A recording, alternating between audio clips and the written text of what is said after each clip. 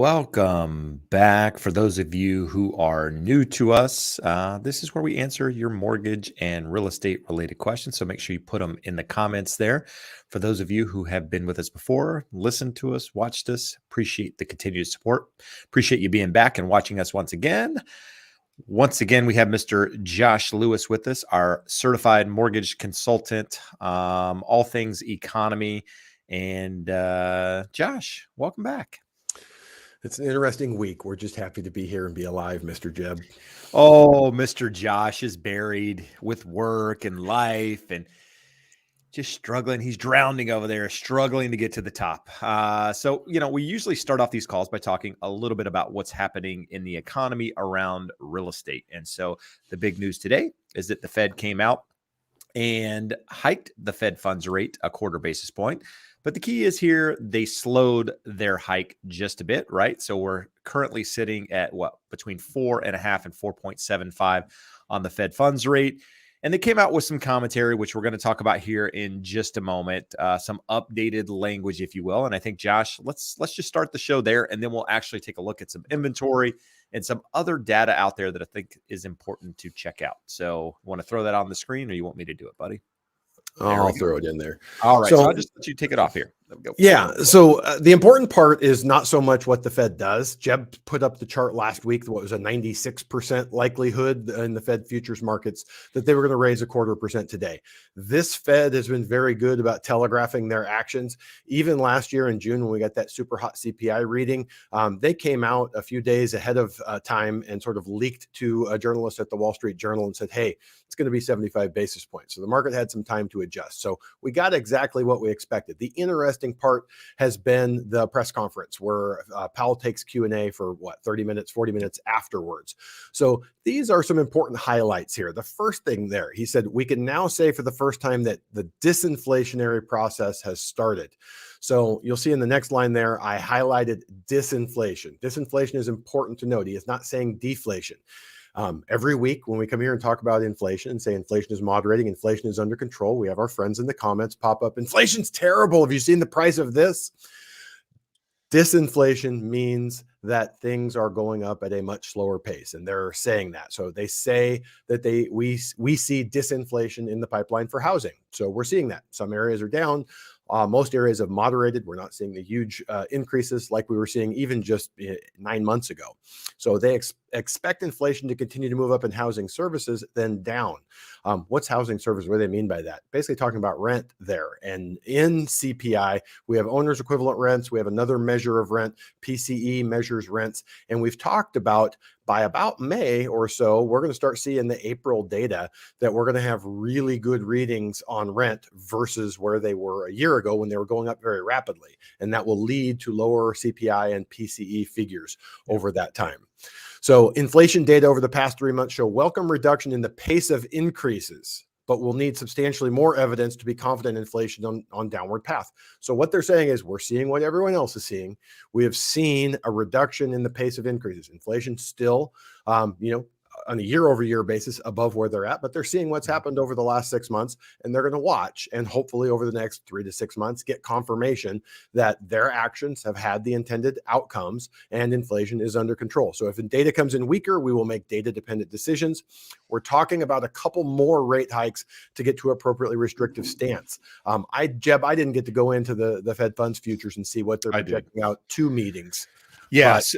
So right at the moment, the Fed is pricing in an 84% chance that we hike again in March. March 22nd is the date. So that would take us to 5%. So 84% of the market's expecting, interest rate traders are expecting that hike. But here's the curious thing. So April is a month where they're off. Now, there's some very smart people listening to him today saying that they believe today was the last day. There's another group of people thinking that March is the last hike. And then again, there's, the Fed came out and said a couple more. A couple more means more than one, right? I mean, 2 is a couple. Some cases, I guess you could have a couple of 3. But, May it would be the next meeting. And at that meeting, what's interesting is 57% of the interest rate traders polled are expecting them to stay at the level that they're expecting to hike to in March, which would be that 4.75 to 5. But here's the interesting thing. 9%, almost 10% of those traders are expecting us to be in May where we are today. So basically saying they're not expecting a March hike at all, and they're expecting us to be where we are today. And then there's a 30-something% chance expecting another hike up to 5.25. So that jives, Jeb. If you look at what we've been talking about, what we expect to have happen over the next few CPI and PCE readings, May is when we are likely to see a big drop. So we have the Fed here telling us we're seeing good signs. We like what we're seeing. We've slowed the pace. We're going to have 2 more hikes, but they're going to have a lot of data before it comes to that second meeting. And if the data comes out the way we expect it to, you can see we're going to be cautious about declaring victory, which is smart. We've talked about the Fed's kind of painted into a corner. They can't come out too early and take a victory lap and say, hey, we're cool. We're going to just leave rates here. They have to keep beating this hawkish drum saying, we're going to raise, we're going to keep watching the data. Hey, we're seeing some good signs, but still we're going to keep hiking. I would be surprised if we see the second one. It wouldn't be shocking. But what we're seeing today, the Fed hiked. Jeb, paradoxically, what everyone says, oh, the Fed hiked. I want to get my rate locked because I hear the Fed's going to hike tomorrow. Well, Fed hiked today, and we saw rates about 1/8% better today. The Fed does not directly impact mortgage rates. We talk about this all the time here. What they do impact, or what they do impact, is the future direction of inflation. And when the future direction of inflation starts correcting and reacting to Fed actions like it has, mortgage rates start following that. And that's why we're seeing them trend down. The market was happy that the Fed is continuing to be relatively aggressive, even though it's very benign relative to where they were just 2 meetings ago. No, good stuff. And with that said, we're seeing a little bit of a different change in housing data. So we saw pending home sales go up in December. I don't think there's a big surprise there, right? Part of that was because we saw interest rates drop, in the mid part of November. Therefore, pending home sales picked up a little bit. in the month of December because of that drop in rates. I mean, we went from upwards of 7% or so in October, I think it was, and sitting somewhere in the low 6% towards the end of the year. So with that, we saw a pickup in the buyer demand. And we always talk about inventory here, and inventory being one of the key drivers of the direction of housing, right? Because it comes down to supply and demand. And that's why we saw 2020, 2021, the first part of 2022 go so crazy with appreciation just because there was a lack of supply. And then we saw supply pick up towards the mid part of last year. And then, sitting, towards the end of the year, we were at higher levels than we were year over year in many markets and what have you. But here's the key thing. This year, if we pull up this chart, we're actually seeing inventory levels decline. Now, it's a weird thing, right? I mean, we've said for a very long time that you're not going to see a lot of sellers come to the market at once, a huge influx of inventory, because many of these sellers are sitting on super low rates, right? And so in order for them to buy something else, they're having to pay a higher price, many of these buyers, than what they paid for their home. They're having to pay a higher interest rate than what they likely have. So that cost to move is significant. So it really has to make sense for someone to do it. Well, traditionally speaking, you come into the new year, we've always talked about inventory starting to trickle to the market, right? Inventory starts to build slowly. Mid-February, market starts to pick up, head into that spring selling season. We're not to mid-February yet, but we're in the first week of February, and we actually have lower inventory levels right now than essentially where we started the year, right? Which is odd. I mean, you can see here in Orange County, we're sitting at 2,359 properties. Guys, we're headed the wrong direction with inventory. Low inventory doesn't support lower house prices, if you will. So if you're a buyer out there waiting for house prices to drop, you need a lot more inventory come to the market. Right now, what you have is nobody willing to sell. In Huntington, we're down to 163, and we saw 7 properties come on the market today in my market alone. So without those 7, we'd be sitting in the mid 150 range, which is really, really low inventory, guys. And until you see a change in that, you're not likely to see a big change in the market in general, right? You need some more supply. You need people to list their homes so people can buy them, right? There are buyers out there at the moment that are ready to buy because rates have moved down, and they're in this position where, they're ready to pull the trigger and just can't do it. And Josh is working with clients and putting in multiple offers with some of these buyers where they're competing against other people. And so know that you need a change with inventory. And you can see here. Well, yeah, go ahead. Jeb, I wanted to add this. A buyer here from the show talked to earlier this week. He's in an area that is even lower inventory. Like, they just know it's an area where there aren't a lot of homes. Not a lot of homes come on the market. One comes on the market. He reaches out Monday, says, "Hey, let's go through the numbers. Can I qualify?" He said, "Yep." Obviously, it's a pre-qualification, not a pre-approval. I haven't seen your info, but everything you've told me, you're golden for this property. He goes and looks at the property, and it just wasn't right. So there's so few homes out there, especially in areas that are a little more rural, not dense like Orange County, Los Angeles County, that you go out there and what are you going to do? It's like, okay, one comes up, it meets our criteria, bed and bath, square footage, and he goes out and he ticks off like 3 things in there that just didn't work for him in that home. So what I was going to say is, when you're going through this inventory, people last fall are telling us, again, trolls in the comments popping up here, "Oh, you guys are just cheerleaders for the housing market. You're just cheerleaders for mortgages."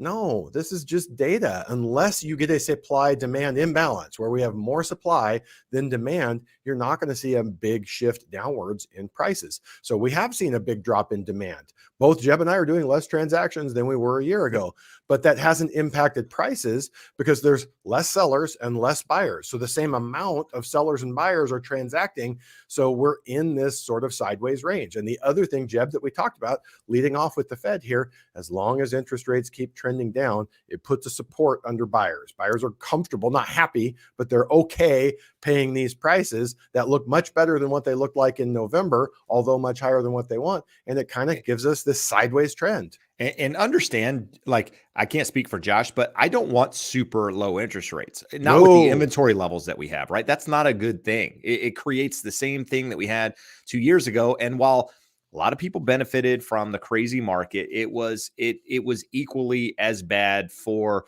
different reasons. So understand, we're not here cheerleading super low rates and a crazy housing market. We want housing to kind of move sideways for a period of time, like we talk about. A little bit of appreciation here, a little bit of movement down in some market, and just like some stabilization in the market, because that's what creates and allows real estate prices to grow over time. When you have huge upswings in the market on year after year after year after year, that creates instability. And that is what ultimately leads to crashes in markets, is when you get like unsustainable growth over a period of time, which we don't have now for a number of reasons. But, we're not cheerleading for that, just FYI. I brought up this chart a moment ago. This is basically the 7-day average of active inventory. You can see, if you look very closely at that chart, it's trending down just a little bit versus moving sideways where it was over the last couple of weeks. FOMO to buy a house, right? So it shows where interest rates were versus where interest rates are today. So you can see that peak coming off just over 7.1% down to the lower part of the 6% range. I expect that line to probably continue down after some sideways movement in those. Jeb, hold on a sec. Go back to that chart. There's something amazing to me in there. I looked at this earlier, but I didn't read what they said there. They said the drop from 7.08 to 6.13 over the last 11 weeks is the largest 11-week decline in the last 15 years. Yeah. That we're talking about COVID, when that jumped off and rates were dropping really fast. So it tells you, like, the data we were seeing this time last year, Jeb, was the opposite. I mean, look at that straight line up from, late 21, early 22 to the end of the year. That we were hearing, that's the biggest run up, the fastest run up in 40 years. So great. We've seen the biggest drop in 15 years, or the fastest drop in 15 years. And it's only got back 20% of the run up in the last year. No, and then, I know there's a lot of people out there listening to on the podcast, the Educated Homebuyer podcast. If you're not familiar with it, you can find it anywhere, Spotify, Apple, all those good places. But you're probably wondering what charts we're talking about. There's a link in the description below for a community. In that community, it's a free community. We actually post these charts. You can go look at them if you want to see them. But this one here is basically showing, home price appreciation over the last couple of years, and showing the appreciation come down, and basically saying that you would need appreciation or the market to basically fall steeply in order to erase those 2-year gains that we saw in appreciation, even in the hottest markets out there. So just to show you, Jeb, some markets have declined, but it's erasing what people saw. The people that still bought in 2021, very first part of 2022, are still doing very, very well with regards to appreciation and equity. When I see a chart like this, and it's, I'm sure it's what buyers or potential buyers, prospective buyers who don't own right now are feeling. It's a little infuriating to say, well, even if they fell steeply, it would just erase the prior 2 years of home price appreciation. Well, if you bought in June of last year, you don't want to hear that if prices drop, it only gave back the gains that the people that bought a year before you did. And if you're looking at entering the market, you don't want to hear that, hey, even if home prices drop 20%, it only puts us back to where we were 2 years ago. So it's sort of misguided consolation. But the other thing that I would say about this, we've talked about this before. There's sort of this belief, or that we would ever give that back. If we look at a linear trend all the way back to like 1970, we are barely above what the linear trend looks like. So can there be a correction? Can we drop? Yes. But talking about going back to the last 2 years, we do admit and acknowledge outsized growth for almost 2.5 years, pulled a bunch of demand forward. We're going to have many less sales the next 2, 3, 4 years because of that. But there are reasons why it's likely to normalize by slow decreases in interest rates and sideways pricing trend over time as wages go up and catch up on inflation. And again, not to plug the podcast, we did an entire episode on affordability and how it normalizes over time and how it's supportive of not seeing a big correction in prices. But if you were expecting or worrying about one, that last chart doesn't make you feel so great about it. No. And this one's not going to help you much either. And that's the look at inventory in some of these markets, right? So basically just showing inventory in many markets out there are still below the pre-pandemic levels. Shows, markets like Phoenix, San Francisco, Seattle, Austin, some of these markets that were super hot, have more inventory, and we could talk about that a little bit more. And then the last, just peak housing pain, basically Goldman saying that they think the worst is behind us. They think that, you'll see, worst case from peak to trough somewhere around a 6% decline in home prices, and they expect that to happen by mid-year. So that's where we are with housing data. So here's the thing. What, next week, Josh, or the following week, we get inflation data? Is it next week? I think we're 2 weeks out for CPI. 2 weeks out. So we'll get inflation data. As we discussed in previous episodes, videos, the reading for this month, you're not likely to see a huge improvement because of what their expectations are. But overall, it should improve, which should allow inflation to continue going down. But that's, again, we talk about what's being built in, baked into the cake, if you will. When data meets expectations, we kind of trend sideways a little bit. And Josh and I were talking earlier today and asked the question, what's happening with rates? What do we expect? And we're talking about more or less a sideways movement in rates until you see something that isn't baked into the cake, if you will, happen with regards to data, more supportive of less inflation, more supportive of not that we want a weak economy, but unfortunately, rates tend to move down as the economy weakens. And so while we saw ADP job reports come in much less than expectations with private payrolls, they were still positive, right? We're still seeing private payrolls. We're still seeing growth in the employment sector, which still means there's, that's a positive thing for employment and unemployment. And so as long as that stays strong, the Fed's going to continue to remain aggressive. Josh? Well, Jeb, here's a number that kind of boggled my mind here earlier today. Where is it? It was talking about the jobs, and they were going through the numbers. Headcount still up. So we saw that Amazon laid off 18,000 people, and you hear that and you're like, holy geez, 18,000 people lost their jobs. Do you want to know how many they added in the last 3 years? How many people Amazon hired in the last 3 years? 175,000.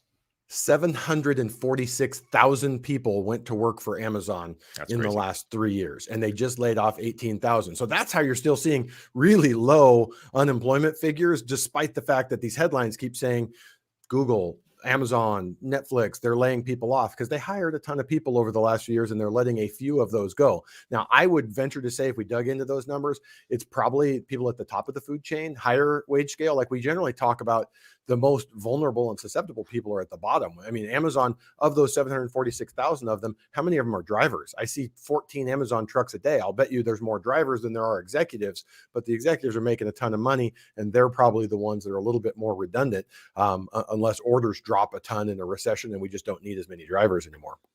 No, agreed. So with all of that said, there's a lot happening out there.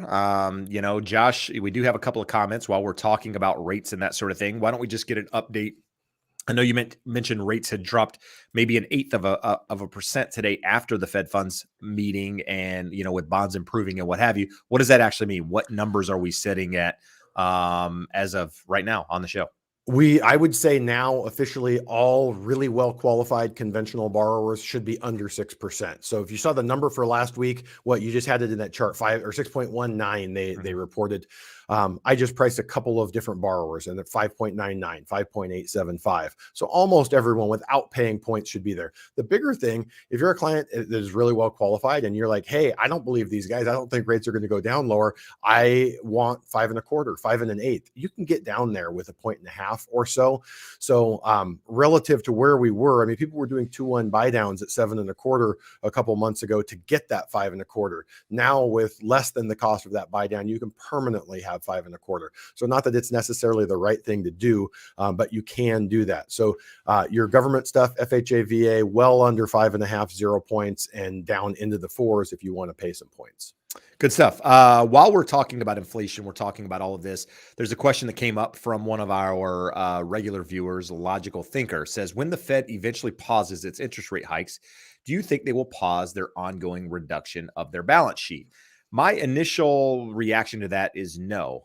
In fact, I saw a chart recently that their balance sheet's actually declining without even with the buying here. I don't remember where that chart is, Josh. I think it was in some of Dan's stuff. But what are your thoughts on that question? Well, why would they do it? That it would be to control yields. So they can sell at a more rapid rate. Like if we saw the market in the fall, late last year was improving and the Fed wasn't liking that. That's why they were saying very aggressively, we're going to keep hiking rates, not raking heights. We're going to keep hiking rates. And we see the terminal rate much higher than what people are currently expecting. Well, if it had gone too far against them, they could have just dumped treasuries. They could have just dumped mortgages and pushed rates higher. They don't really want to do it. Like I said, this Fed has been pretty transparent about what their plans are. But if they were losing control of inflation and they didn't want to hike any further, they can, in terms of the things they can control, the Fed funds rate, they can manipulate it by selling more. But again, in terms of mortgages, they have a lot of runway to let that portfolio run off because there's so few mortgages now available relative to 2 years ago when they were buying heavily that they can sell a lot and the market has an appetite to take that on and there's not enough new originations. Treasuries, on the other hand, the government borrowed so much money that when you look at the way treasuries work, they have 1 month, 3 month, 1 year, 5 year, 3 year, 30, all the way out to 30-year bills, bonds, and notes. So when they talk about this quarterly refunding, well, when those mature, they need to go and borrow again. So we're seeing all of the short-term stuff, the 1 month, the 1 year, the 3 year coming due, and they're getting renewed at much higher rates. Jeb, I think that the last slide I had in the charts, let's see if that's there. Hold on one sec. I have it right here. Give me one. I'm trying to get it up for us. I got it. It's this one here showing interesting problem. Gotcha. This is what the Fed is spending in dollars. Forget interest rates. This is what the Fed is spending in dollars on the debt. And that's because the short-term stuff is rolling off from really high rates, low rates from 2019, 2020, 2021, and having to be refunded and renewed at much higher rates. So last year, it wasn't much of a problem because the Fed was able to raise rates and there wasn't a lot of treasury debt rolling over. Now that we see that, the last thing in the world the Fed wants to do is put more supply into the market when there's a limited amount of demand. I've always said that I did not believe that mortgage rates would go above 5% because of what that meant for where treasuries need to be and what that would mean for our government and funding that debt and spending. I still believe there's an element of that. The fact that inflation got so out of control, the Fed didn't have a choice but to push rates higher and push government borrowing or spending on debt service much higher.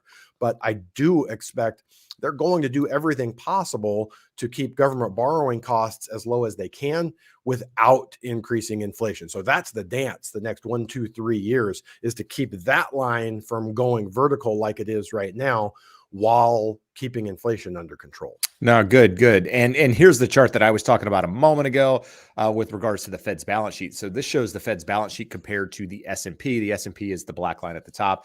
Fed's balance sheet is at the bottom. You can see like through early January through May, just look at all of that stimulus just pumped into the economy there. Like, I mean, it's just going gangbusters. And since then, obviously balance sheet has dwindled a bit as you head into this year. So, yeah, I mean, if we head into a deep recession, they start cutting Fed funds rates.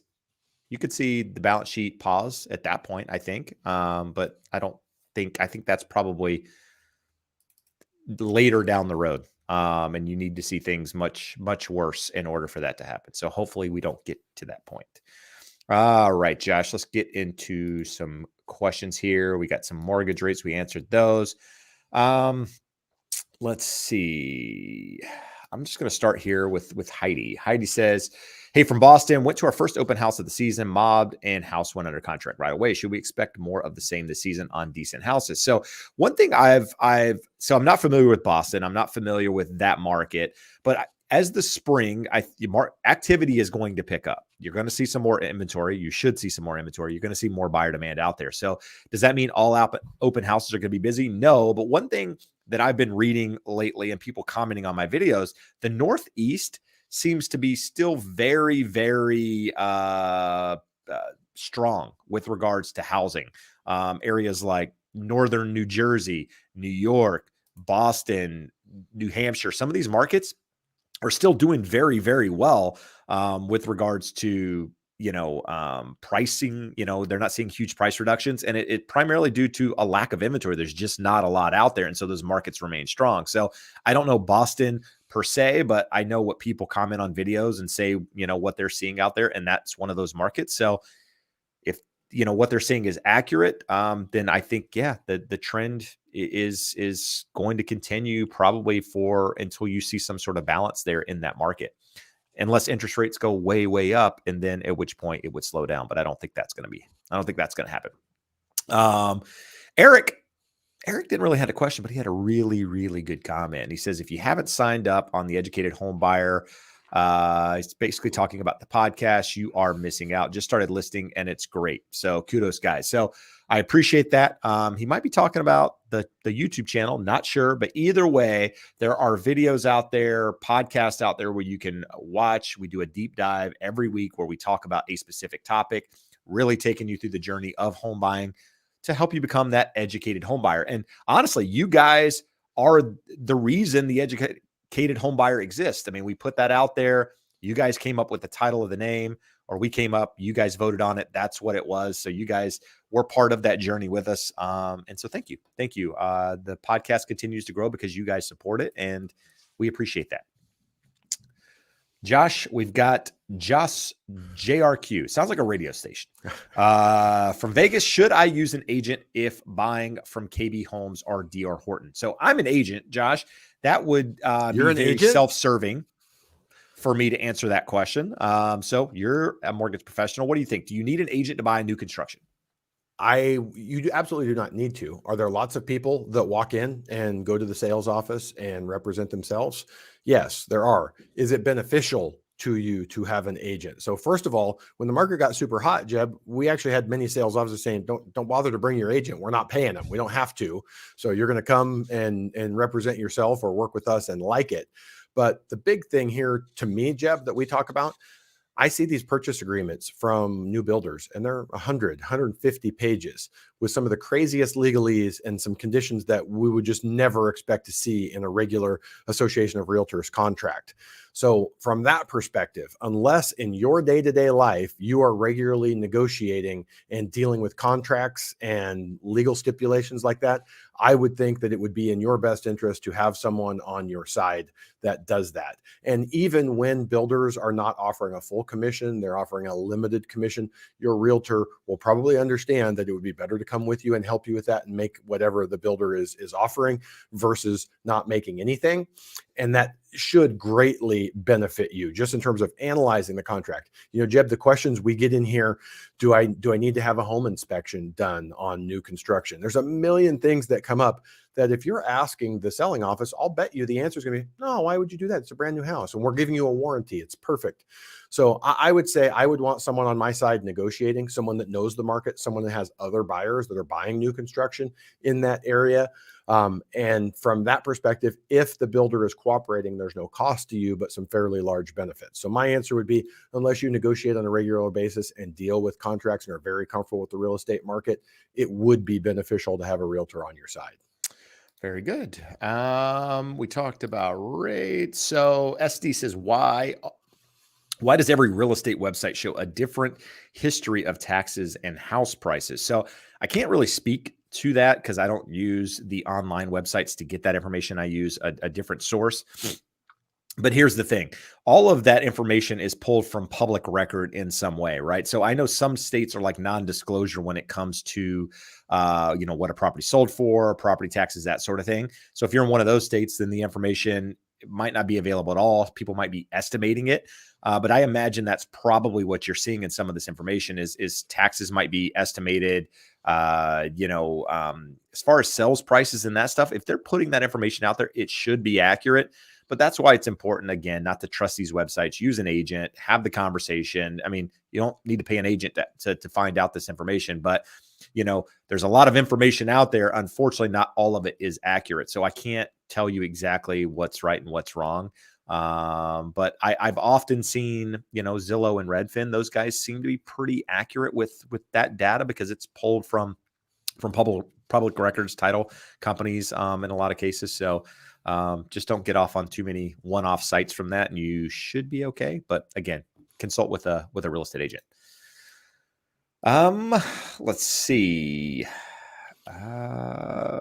Ernesto says, best advice I've heard from Jeb, buy for the right reasons. So just like to toot my horn occasionally, just put that out there. So Jeb, is FOMO the right reason to buy? FOMO? No, never the right reason to do anything. FOMO is never the right reason to buy. Never the right reason. We saw a lot of that over the last couple of years. Not so much now. Dom's back. What I couldn't even pronounce that. I almost choked. What catalyst do you think would have to occur to get sellers off the couch? This is probably the most difficult question to answer, because if you saw rates go down, right, because that's going to get sellers off the couch. Down significantly. It's also going to create a whole nother issue in the housing market, an issue that if you're a buyer, you don't want to have to deal with competition wise. If you saw rates go up significantly, it's going to do the opposite. It's going to have the opposite effect, a lot like what we're seeing now. People aren't going to do anything. They're just going to stay put in their homes. If rates stay where they are, you see kind of just a market move a little bit here and there, up and down, bounce, sideways. I don't know the answer. You got to have more inventory, and you got to have rates, more stability in the interest rate market in order to see more sellers willing to put their homes up. Outside of that, I don't know the answer. I mean, you can have, wage increases. You can have, other things, right, that take years and years and years to take place for it to get housing to a more affordable place for sellers and buyers willing to work together. But I don't know the answer outside of that. Josh, you have anything you want to add to that? Well, a crazy idea that I heard thrown out there by a couple of people when we were suffering from low supply and it was pushing prices higher in addition to the low interest rates was, why don't we give sellers tax credits or tax advantages, incentives for selling to a first-time buyer, to an owner occupant, so anyone other than an investor? So say we already exclude 500,000 from gains. A lot of the people in the higher price markets are not selling because there's capital gains. So not only are prices high, interest rates high, their future payment high, they would have to give some of their equity up in the form of taxes. So maybe we say, if you sell your house to an owner occupant, then you can take $1 million tax free.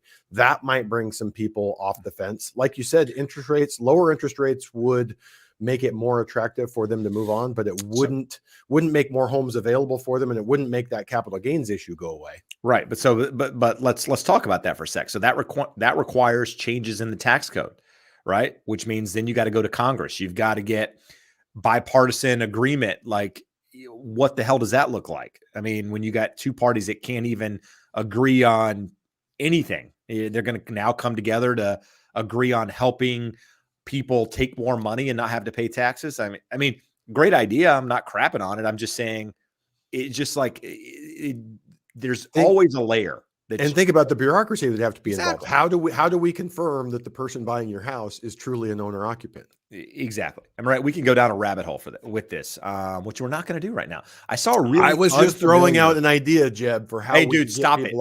Stop with your ideas. I saw a really unfamiliar name in the chat, and I thought I'd put it up here. Do you know who that is? Whoa, who is that? Who is that person? I used to know a girl named Jennifer Lego. I know. She used to moderate and be here, and then she ditched us. Kick people out and all sorts of fun stuff. She gave up. She quit, man. She bought a house and she quit. Smart decision. Jennifer, thanks for being here. Once again, Jennifer was our moderator for a long time and helped us out. She got a different job, she says. Hers was non-paying here, so any other job's probably a plus. Let's see. No, not Geek.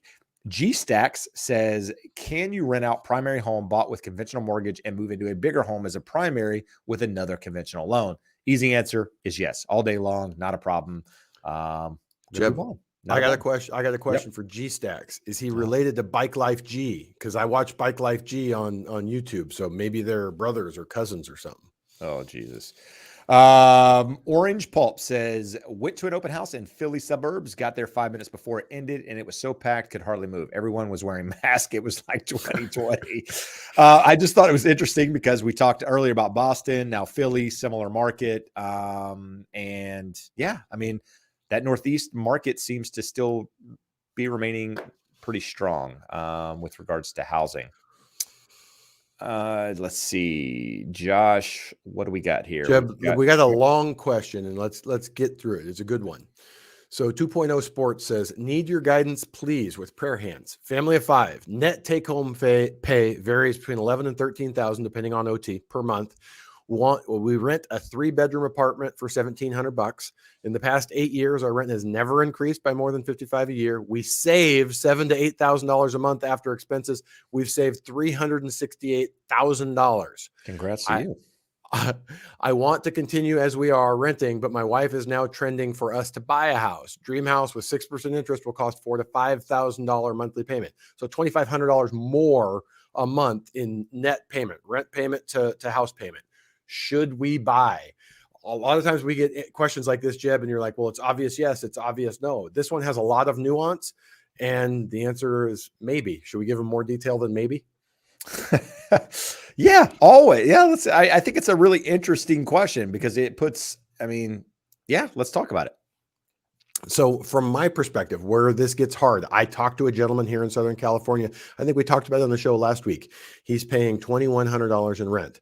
To buy what he wants is going to be a $5,000 payment. So $3,000 more a month. And when we went through it, the conclusion was probably let's buy a rental, and probably out of state where you have better cash flow than California, so that you're building some equity, you're getting some tax benefits. And he had lived in his rental for 7 years. I think he said the landlord had never raised it. So that is absolutely a confounding factor when you have really affordable rent and your landlord isn't raising the rent on you when everyone else is getting jacked to the moon. I think it's important to note and remember that that property could get sold. If it's a professional management company, it could be a new management company that comes in. Seller could pass away. His heirs could come in and go, this is absurd. Rent should be $3,500 a month. So it's likely to continue at that low rate, but it's not guaranteed. It's awesome that you are doing the right thing. Most of the people that I talk to do not have the discipline to go, hey, I'm living in below market rent housing, and they go and blow it and they live an awesome life. You're saving aggressively. So if you're going to continue renting, it is very important that you save aggressively. You're nailing that part of it. Now we get to the part, Jeb, you and I talk all the time. There are reasons beyond just the financial reasons to own. And his wife is saying, I would prefer to own my house and raise my family in a home that we own. So you've got that pressure. And kind of back on that financial side of the equation, we're saying $2,500 difference. If that mortgage payment is $5,000 a month, remember, we have at least $1,000 a month of that is going to principal. So instead of saving it in your checking account, instead of saving it in your 401k, instead of putting it in your investment account, putting it in crypto, you're putting it in home equity. It's not as liquid as those other things. It's tied up and locked in there, but it is there. You're also going to get some tax benefits at this price point.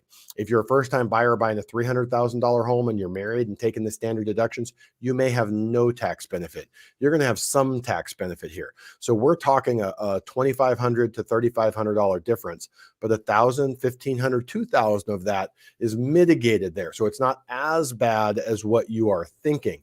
Those are the things that jump out at me, but I still keep coming back to it's a maybe. What do you and your wife decide? And have you gone through, we talk about numbers never lie. Have you sat down with a mortgage advisor who can walk you through this and say, here's what you qualify for, and this is what it would look like in terms of tax advantages and money going to principal every month. So you're truly doing an apples to apples comparison there. Yeah. And, or crazy thought here.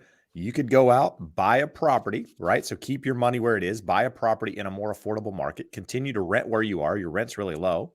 Own real estate in a market where you can get more money for the rent than the mortgage payment would be. Sounds like you have a sizable down payment there.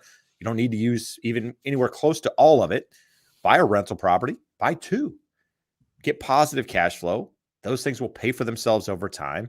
You'll get the appreciation long-term. You can still rent where you want to rent, but you still own real estate, right? And so you're going to get the benefits of owning that real estate. It's just something to consider, right? You don't necessarily have to buy it for your primary home to be able to reap the rewards of owning it. So I think there's a lot going on there. I mean, I think you need to talk to maybe a financial advisor, can help you with some of that, but it also comes down to personal preference, what you're comfortable with, you know, where you see yourself in 5-10 years. Do you have fit kids, family? You know, is there something you want to pass on? I mean, again, you're doing the right thing. So I don't think there's a wrong answer. It's just, is there a better answer for what you're trying to accomplish? All right. That was one we haven't really hopefully that was helpful. He said, please help. Hopefully we helped. But in that situation, there is not a right answer, but those are the ways to pencil it out and arrive at the right answer for you and your family. And so you mentioned those are praying hands, Josh. My wife informed me that she watched something and they've said that those aren't praying hands. It's actually two people giving each other a high five. And I was like, that ruined it for me. That totally ruined it. I've never had someone send me a high five. I've had them send me the So I don't know that it's accurate. She might have gotten, you know, the wool pulled over her eyes, but that's what she told me. So now every time I see that, I'm like, did they just give me a high five or are they praying for me? Or praying for themselves? I don't know. But maybe they're praying for a high five. Perhaps that's that. Yeah, maybe. Everyone's right. Big G says, if you have cash for an all cash buy, that would be important. If you're trying to buy all cash, you need cash. Does this give a good bargaining chip in San Diego? In some cases, yes. It depends on what you're up against, what house you're trying to buy. How are you, are you trying to get a steal on a property? You're trying to offer significantly less and pay cash. And that's your idea of, a bargaining chip, because you're still not seeing homes sell for significantly less than the asking price, even in cash offer situations, unless there's a distressed sale and that sort of thing. I mean, a really good example is I have a property right now here locally that is an investor purchase for the most part. It could get financing. Don't get me wrong. It could get a loan. People would buy it and he would get a higher offer on that property if he put it on the open market. That was my suggestion. Doesn't want to do it. He wants to get an investor to purchase it. He's investor coming in, making a cash offer. In fact, there's more than one, and they're going to get that property for a little bit less than it would have sold on the open market. So in some cases, the answer is yes. Some cases, the answer is maybe. But you go on to ask, are we familiar with San Diego? Or maybe you asked that first.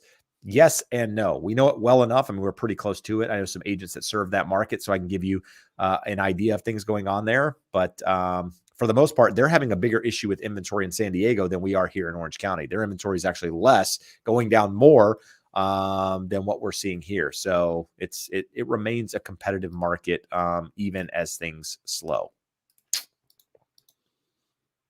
All right, Josh, let's see here. I know some of these things are checked. I'm trying to get the question out of them before I read them.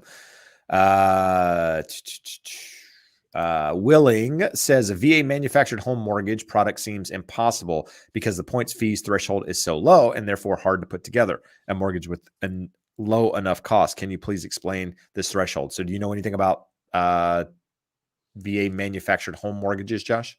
I think that it's a red herring here. Let's forget VA manufactured home. What we're really talking about is a very small mortgage. It gets really, really difficult to not get in trouble with the points and fees test. So if you're outside of California, very little land value, a small manufactured home, the loan is so small that even though you can charge more points and fees on a small, sub $100,000, sub $50,000 mortgage, the fixed costs of an appraisal, of escrow, title, all of that stuff, it makes it really, really hard to do a compliant loan.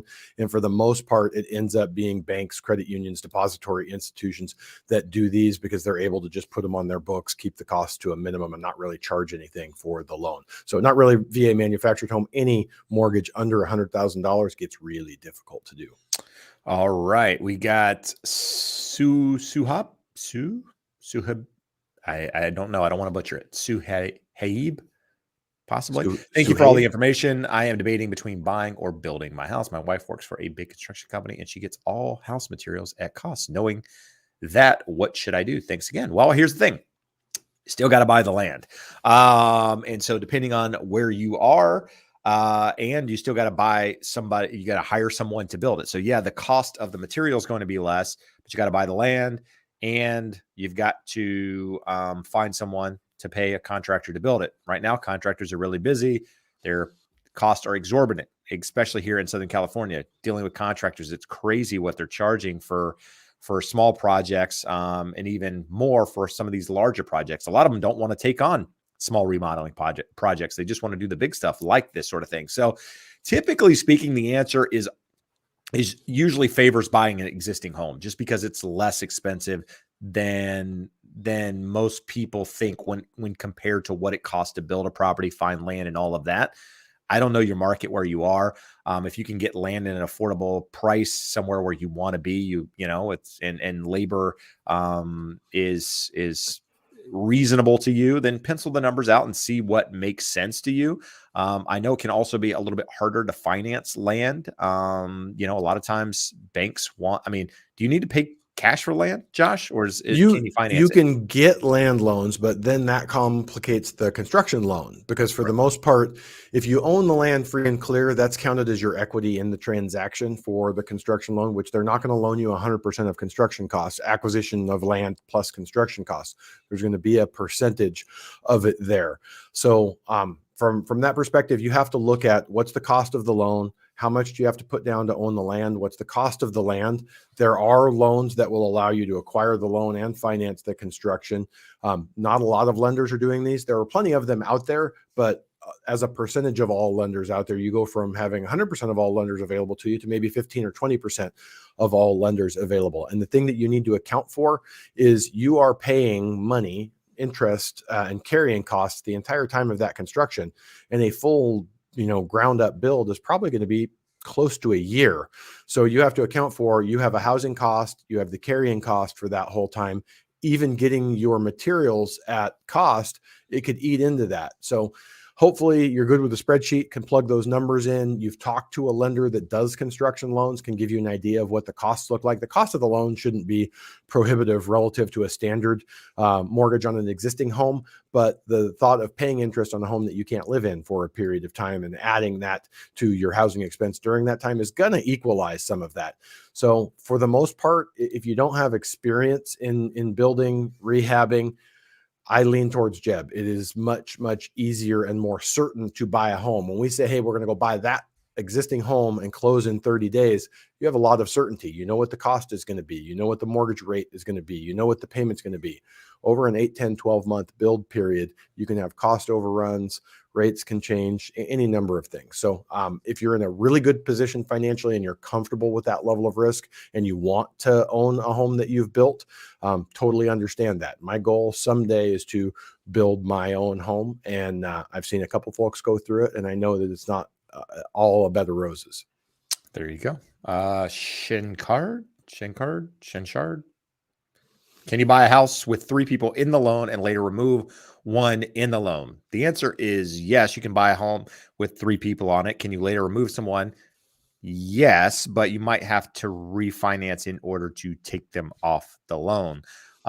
Typically speaking, if somebody is on the mortgage, you can't just remove them from title on the property or from the mortgage on the property without having to do some sort of refinance.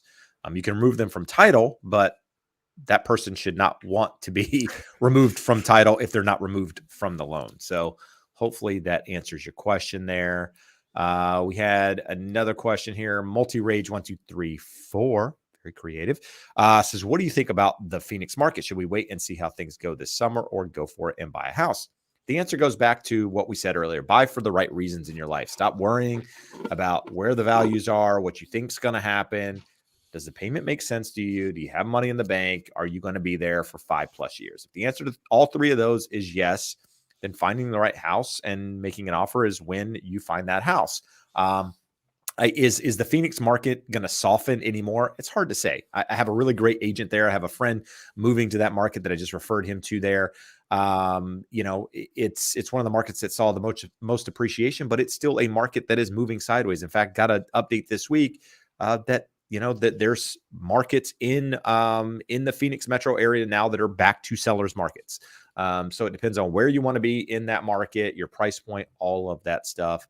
So just make sure you're talking to a professional in that market. If you need one, you can use that link below, and I'm happy to make that referral for you. Josh, are we going to see rates at 3 to 4% again? We answer this question all the time. All the time. Impossible to say with certainty. I do believe so. We've talked about, I do believe the future is disinflationary, if not outright deflationary. The long-term impacts of government over-indebtedness is a decrease to productivity, a decrease to GDP, decrease to inflation. So do I think it's going to be there? Yeah. Do I think that we'll likely see some sort of crisis like 2008, like COVID, that the government comes in and does massive stimulus again and pushes rates that low? Yes. Would I like to tell you when or how to plan for it? We have no idea. It could be a long time. It could be a short period of time. Like, think about this. Just in the fall, in October, November, if you had told someone there would be mortgages available in the high fours by January, February now, February 1, people say, oh, you're nuts. You're an idiot. That's never going to happen again. Here we are. According to Jeb's chart, the biggest drop in 15 years, or the fastest drop in 15 years, and they are available. So it's possible that, 4.25, 4.5 could be available in 3-4 months from now. But that 3 to 4% range, we've essentially bottomed out at 3%. There were opportunities for very well qualified borrowers to get just below that on conventional loans, but 3% so far has been priced for perfection. Maybe 2 3/4, 2.875. Do I expect that to happen anytime soon? I don't. Do I expect rates to slowly trend down over time and eventually get back low fours, high threes as sort of a new normal rate? I do, but it's a ways down the line when inflation is well contained. Good. Couple questions here that we're going to answer real quick, Josh. Would you keep a rental property that has negative cash flow? Easy answer. Would you? Yes, no? What are your thoughts? Well, it's not I know it's not answer. Always. It's not just a yes or no answer. It's a definitely maybe. Are there scenarios that you could paint for me where I would be willing to do that? Absolutely. Yeah. No, I think, yeah, it depends on, look at the numbers. Numbers never lie, right? There are some markets where, say, California, for example. I mean, at the moment, it's tough because things are likely to move sideways for a period of time. But, if you're upside down very little and the market is known for long-term appreciation, then maybe it's one of those that, yeah. But if you're in a market, Midwest that, doesn't see great appreciation, over a 20-year period of time and you're losing money, then I don't know if that's the right answer. Where can you put that money somewhere else to get a better return on your money? I think there's a couple of different questions that you can ask yourself there, but it depends on the scenario. Well, Jeb, I just had to do my 45 hours of continuing education for my California DRE license. And one of the questions they had in there under the property management section is, in pride of ownership areas, you're going to likely look at negative cash flow, or at least diminished cash flow relative to other areas. And there was a long list of reasons why someone might be willing to do that. You generally see higher levels of appreciation, less likelihood of a drawdown in a negative market. We talk about our market here in Orange County. If someone offers you a fourplex in Corona Del Mar at a great price and you have to feed it $1,000 a month, but you're building up $2,000-3,000 of equity with the large payment, and 3% appreciation would be $60,000 or $70,000 a year, you would take a small amount of negative income each month. Just be very, very careful with it and be certain that you're in a solid position. We're talking about a first-time investor that doesn't have significant reserves. I don't know that there would be any number that would make it worthwhile, but for a seasoned investor that has money in the bank and can feed it, yeah, it can absolutely make sense. Dude, I had a client back in the day that when I did loans, that his parents died, left him some different real estate. And one of his properties was a duplex in Corona Del Mar. This was probably like 2010, 2011. And he sold it. And I just think what that thing is like, how much appreciation he's gained in a 10-year period of time. Meanwhile, he kept the one in Huntington Beach, but he got rid of that one. And it's like, dude, you got rid of the wrong one. But anyway, let's move on. Andy says, what constitutes a primary home? Can they tell mailing address? So a primary home is one that you occupy. It is one you live in. Now, when you say who can tell, you're probably talking about the bank. They're not checking in to make sure you're living in that property. For for the most part, right? I mean, I've never known of a check. They're not going to ask you for any proof of it, but you're using on your tax returns, that's your mailing address, that sort of thing, as your primary home, because, when you go to file your taxes and that sort of thing, all of that is going to come up as to which mortgage is your primary, but that has nothing to do with the lender per se. That has to do with taxes and the IRS and a whole different thing that I don't think you're talking about. So I think you're probably asking because can you buy a property and then rent it out or do other things? The reality is the lender is probably not going to know. So I don't know. It's called occupancy fraud. If you tell a lender that you're going to occupy the property to get owner occupied rates and never do it. But is there occupancy police that come out and knock on your door? No, no one's going to do that. So in terms of a purchase, if the purchase makes sense, you're renting now and you're going to buy a house 20 minutes away from where you live now. It's nicer than the property that you rent. It makes sense. There's really no reason to question it. Jeb, where it comes into play is we'll have people on a refinance say, no, that's my residence. And you're like, well, all of your bills go to another address. That house is 90 minutes from where you work. It doesn't make any sense that that's a residence that you're living in. So an underwriter will look and make sure that it logically makes sense, and that the supporting documentation in your file is supporting that is a primary residence. So if you own multiple properties and all of the mortgage statements go to one address where you happen to live and it matches your bank statements and your W-2s and your pay stubs, and you're saying, no, I actually live in this one over here, that's going to be a tough sell. Good. Alan had a follow-up question, says, would you guys like the cash flow in the Midwest or appreciation in California, but no cash flow? I would take the appreciation in California 8 days a week. But to each his own. Josh, cash flow or appreciation? Maybe I'm getting old, Jeb. In my younger days, I would have said 100%. You're right. But especially right now where prices are higher, I'm going to be 50 this year, bro. So when you see prices on the coast and expensive areas really elevated more, we see a bigger premium to California, to the Midwest than what we historically see. I can certainly make a case for why you should buy cash flowing properties in the Midwest. I've got a buddy that he actually does a lot of our marketing, our email marketing and that stuff. He's bought 100 homes in Omaha. He's from Omaha. He rents a house in Coronado. He owns 100 homes in Omaha, just exactly for the cash flow. He said once he got to 100 doors, they had $100,000 of positive cash flow. You could buy one house in California or own 100 in Omaha. It's the same price. He was buying for like 130,000, doing like $25,000 rehabs into them for like 160, and they were worth a little over 200. And that was at the time 2 years ago, pre-COVID. So post-COVID, they're probably $240,000, $250,000 homes now, but they cash flow to the tune of $100 or $1,000 each. He owns 100 of them. Yeah, 100 of them. Give me that. I'll take that. No, that's good. That wasn't the question, though. Well, I guess it could have been the question, but buy one of them. Would you take $1,000? Buy 5 of them. You got $5,000. That's a job that you don't have to work other than managing it. True. Viasna.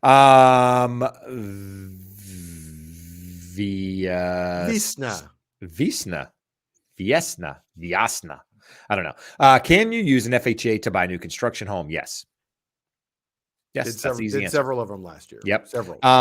Dina says, what happens to bank-owned properties that sit for years? Seen poor condition houses just sitting for at least a year. Just curious. So banks aren't in the business of owning real estate. I don't know why a bank would keep a property that is vacant without selling it. I'm not aware of any banks that typically do that. The only time bank-owned properties sit is if there's somebody in them and they're fighting to get that person out for whatever reason. Then you can have a home sitting. But typically speaking, banks are looking to turn these properties, get out of them, even if it's at a loss, to move on. So I can't answer that question without knowing the particular property. And I could be confused, Jeb, but I believe that Dina is in a judicial foreclosure state where she's in Florida, I believe. Yeah. So despite the lender's best of intentions, it can take 2, 3, 5 years. In California, if you stop making your payment after 90 days, Jeb, why am I 90 days? 90 days, we file the notice of default. Yep. And after 21 days, if you don't cure the default, now they can sell the property. They file a notice of trustee sale. So literally by the book, 111 days, the lender can sell your house. Doesn't happen that fast, but 6 months, 9 months, 12 months, all the time. It just doesn't drag on that long in California. But judicial foreclosure states, we were seeing in the last downturn, lenders were taking 2, 3, 4 years. The courts were so backed up with those cases that it was taking years to complete the judicial foreclosure. So it could be an issue for you in your area. There you go. Josh, this is a question that comes up all the time. Why do banks transfer the mortgage? Close with one lender, you got a loan, you're paying them, and then all of a sudden it changes. Why?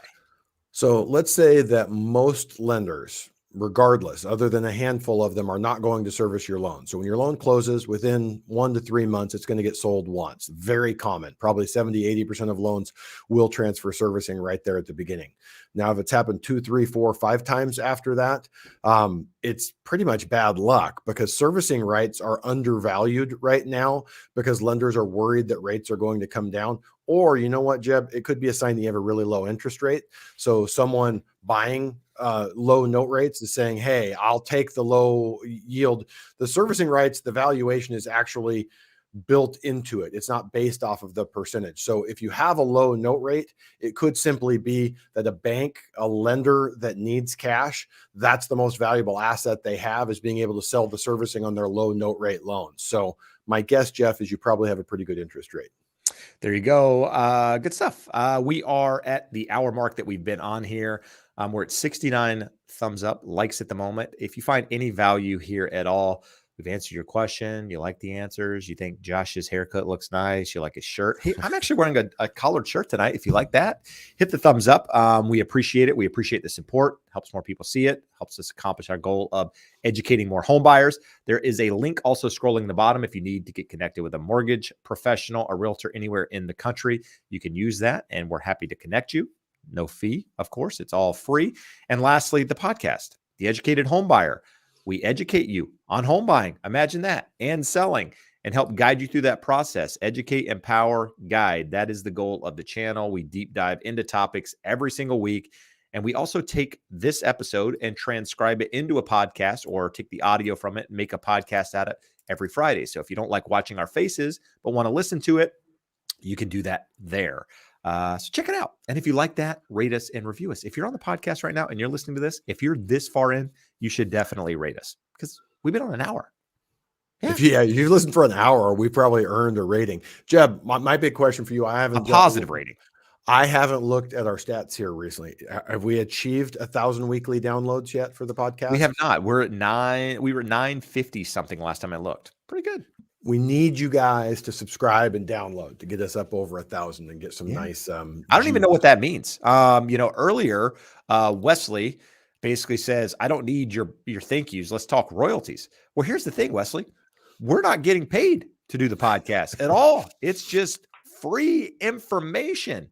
But if you know of a sponsor, I actually choked up there a little bit. I think I got nervous.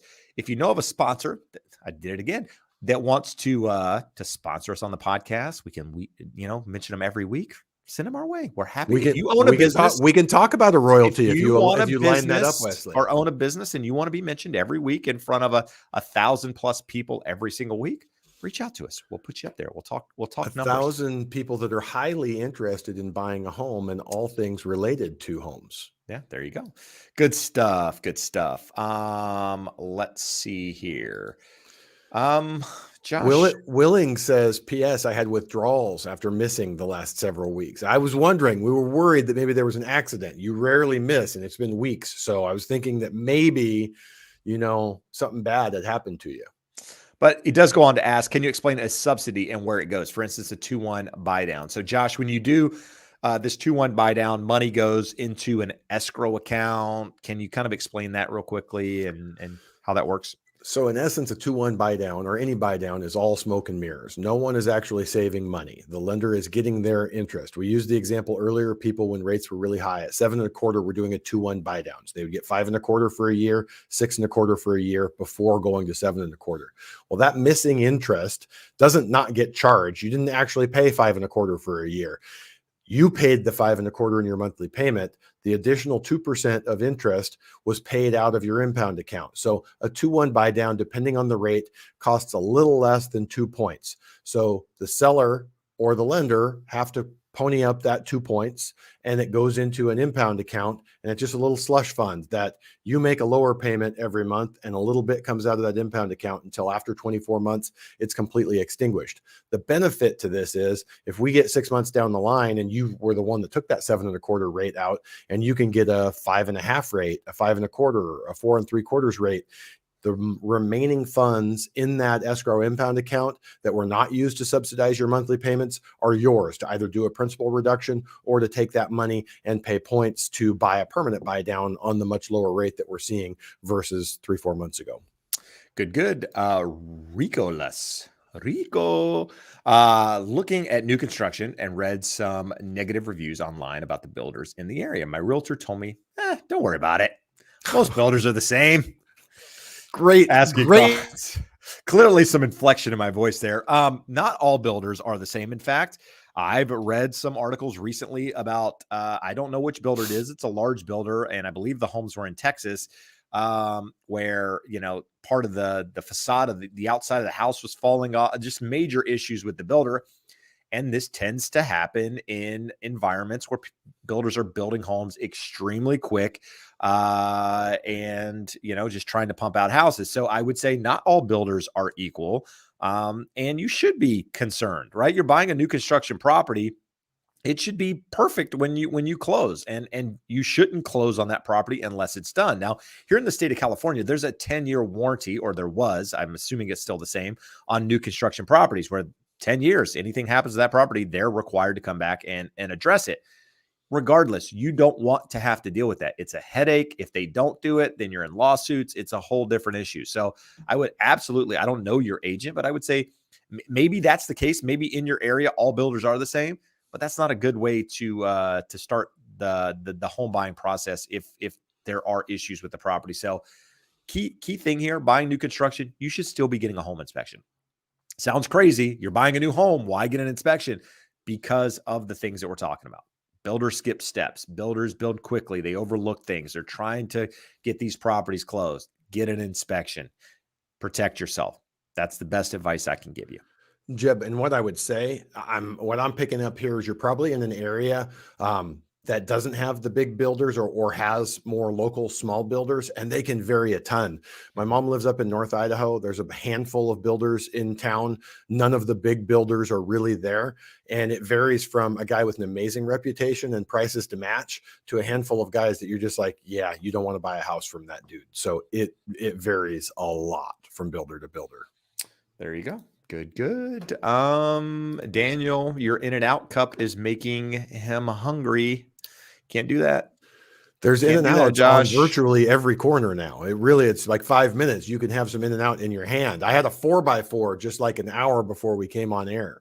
That's as big as they'll go these days. They won't go bigger than a 4x4. It's a little absurd that I can't. It is a bit crazy. But nevertheless, Brian says, are mortgage rates higher if you put 10% down versus putting 20% down? We can show you the chart of loan level price adjustments. In general, yes, but not significantly. And paradoxically, 15% down can have a slightly better interest rate than 20% down. The reason being, and with 15% down, you'll have to get mortgage insurance. So the combination of your 15% plus the mortgage insurance gives the lender more coverage than 20% down with no mortgage insurance. So it's not as simple as saying, hey, here's how much more it is. It could be less than 1/8% in interest. It generally comes down to points in the form of loan level price adjustments, depending on your credit score and how high in loan to value you're going, will dictate the difference. All right, there you go. Pretty easy question here. Kevin says, got a home with an FHA loan, looking to buy a bigger home, rent the one I have out now. Do I need to switch to an investment loan where I'm at?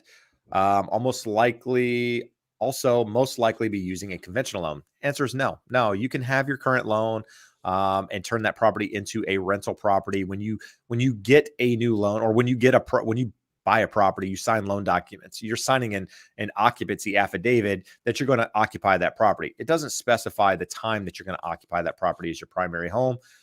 So yeah, you can turn it into a rental property. most people say after a year. So yeah, you shouldn't have any issues there. Kevin makes a good point there. Also likely to be using a conventional loan. If Yep. you own a home with FHA financing, you can use FHA financing, but they have a fun little thing called their 100-mile rule. If you're buying within 100 miles, you cannot use the rent to offset the payment on the departing resident. So you would have to qualify for both mortgages. So conventionals 99% of the time, the best and usually only route to go. All right. We've talked a little bit. World Trekker says, have a rental in Phoenix and a rental in Vegas. I want to get rid of one. Which one should I hold for appreciation? Tough. Look at, the market, Josh says the numbers never lie. I think that's important to pay attention to on these properties. Is one cash flowing more over the other? I would say, personally speaking, that I think Phoenix has I would rather own the property in Phoenix personally than Vegas. I don't know why. I just see Phoenix as a market that's probably going to attract more people wanting to move there long term, job growth, stability in the market, just overall. Vegas is big on hospitality. Not to say that that's their entire market, but a large percentage is. So if something happens like with the pandemic, Vegas is and things are locked down, that market is hit harder than say a Phoenix market because of things like that. Now that's a one-off and not likely to happen again, but my gut says Phoenix is probably where I'd rather own. But Josh, you have any thoughts on that?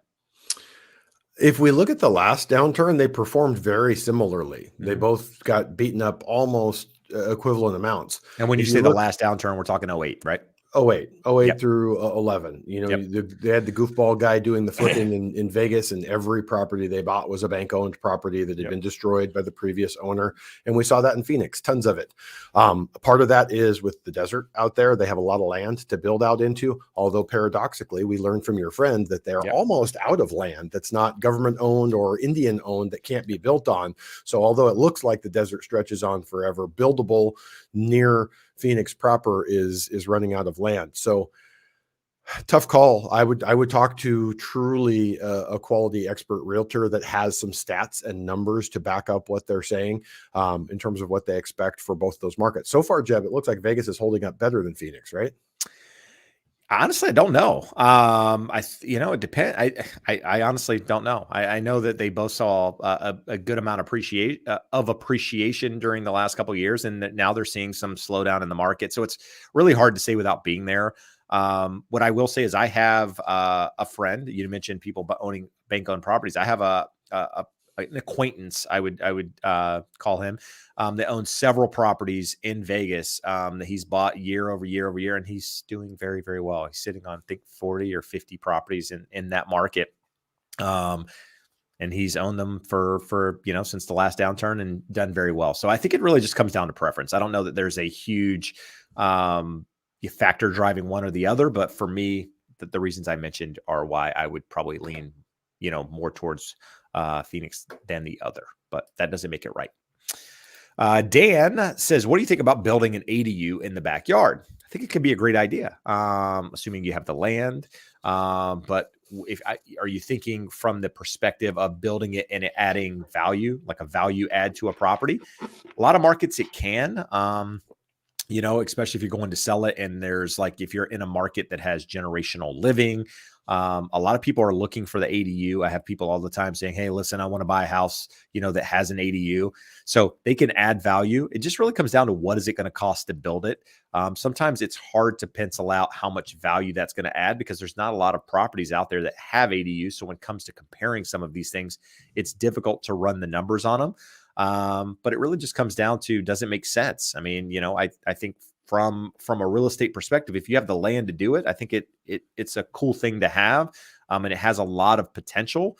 But it's hard to say what it actually does to the value of something. If it costs $100,000 to build, does it mean your value increased by 100,000? Maybe not, right? Depends on the market. So that's the hard part, Jeb. The house that you were talking about that you have, the distressed one, we're looking at it going, what would an ADU add? It's hard. There aren't, for us in Orange County, most neighborhoods don't have enough homes that have added ADUs and then sold hands where you could say, here's this house with an ADU, here's this house without an ADU, and go, it's worth $80,000, it's worth $24,000. Really hard to say what the value of them is, other than to know what it's going to cost you and kind of factor in the additional rent it can generate or income it's going to generate. There you go. Anya says, Jeb and Josh, has business picked up with lower rates? The easy answer is yes.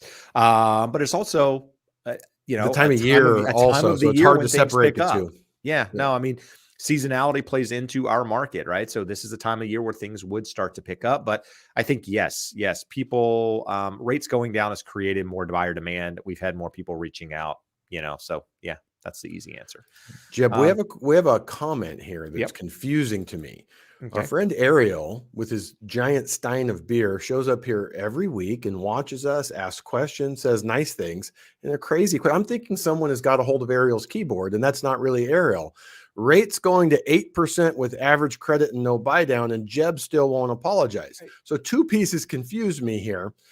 Rates have gone down 1% over the last, 60 days, 75 days? But Ariel is telling us, in the last 11 weeks, rates have dropped over 1%. And Ariel's telling us they're going to 8, and Jeb has something to apologize for. So I think there's a crazy person that's got a hold of Ariel's keyboard. And either way, I wasn't going to acknowledge the comment and give it the time of day, but you did, and therefore I just wanted to point out that I don't believe that is our friend Ariel, and if so, he's had a few too many of those beers, because neither part of that comment make any sense. There you go. Let's see, what do we got here? Yeah. Oh my God. I mean, Yanili.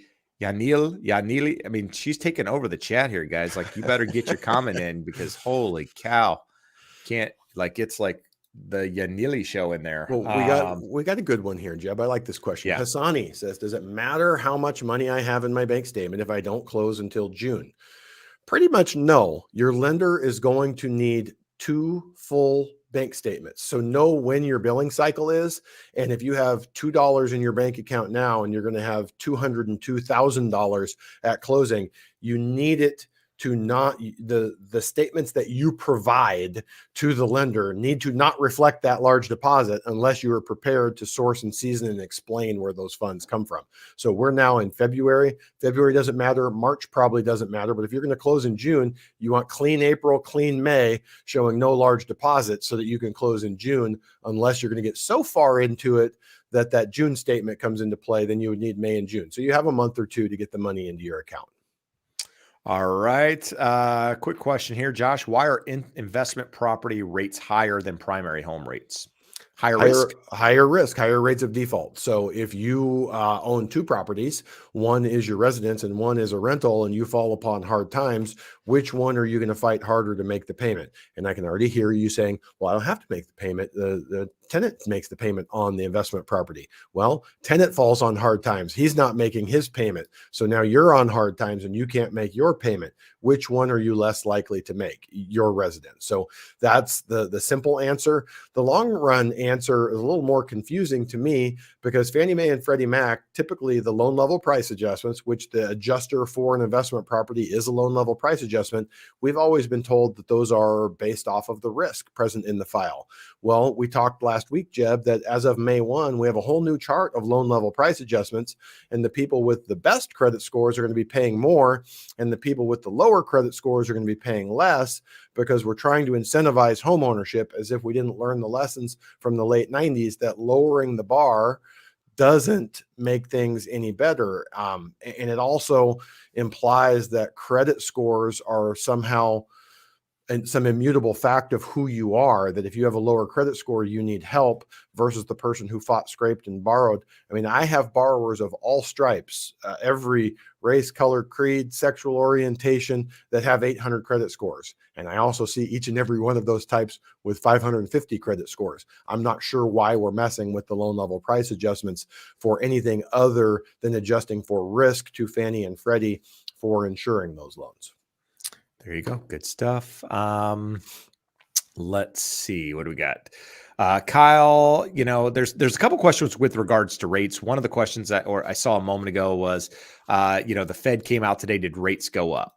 The answer is no. Rates actually declined a little bit, as Josh mentioned earlier in the show. But I would advise you, like, if you're talking asking about rates right now, go back and watch like maybe the first 10 minutes of the show.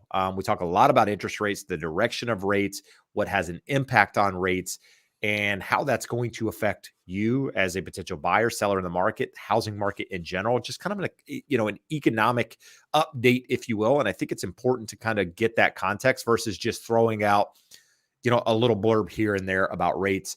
But with that said, Kyle's asking a different question here that, we'll talk about. Josh, rates by summertime. Well, Do you think we'll see rates continue to trend lower? Do you think we're in the sideways range through summer? I believe they will be lower. We are definitely in a sideways range. Let's look at that real quick, Jeb. This is the chart as of today. So we are at the highest prices for bonds, so lowest rates. So we talk about that back to November. This was when that TAME CPI report came out in September. So we saw the majority of that jump in one day, or half of it.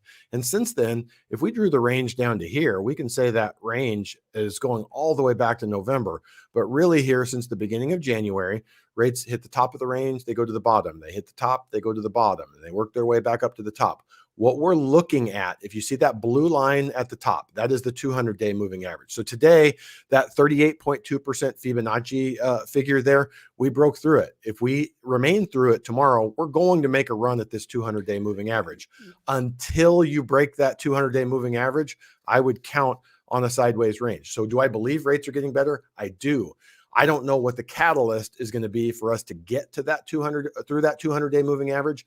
And that is generally what tells you that you're in a longer term downtrend in interest rates when you get through that 200-day moving average. And I think it's also important to note what you're looking at there, Josh. You're not looking at rates in that chart, right? So going up is actually a positive prices. thing. Right. So as bond prices go up, interest rates improve. So it's adverse to what this chart shows. So we want that green candle. We want it to continue to move higher. And Josh, actually, if you look at that chart, you got a pennant forming there. If you take that candle down in the bottom, that big long candle on the left there, and draw a trend line up across those bottom charts there, and a line across the top, you got a pennant.